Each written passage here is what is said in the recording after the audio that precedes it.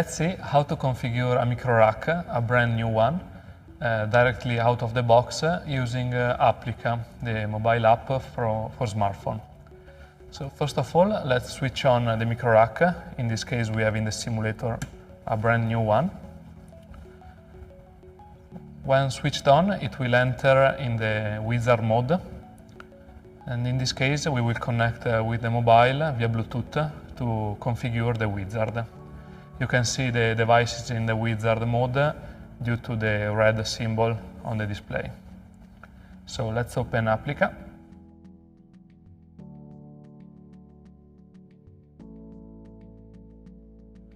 And connect via Bluetooth to our micro rack.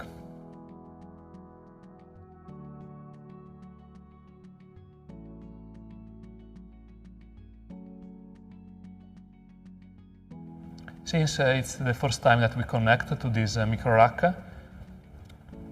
let's choose the manufacturer profile.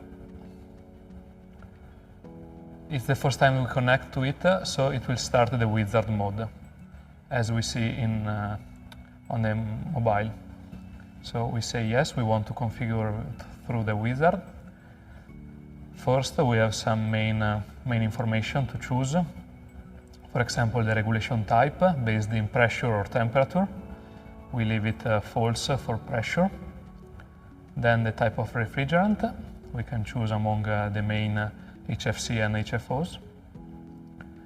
The number of compressor on the line 1 and the number of compressor on line 2. In this case, we leave 2 compressor on line 1 and no compressor on line 2.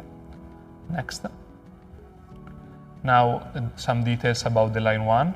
For example, the type of the 4 compressor. It could be on-off or a modulating one with 0 to 10 volt. The regulation type, neutral zone or P&I. The set point for the regulation set point and the differential.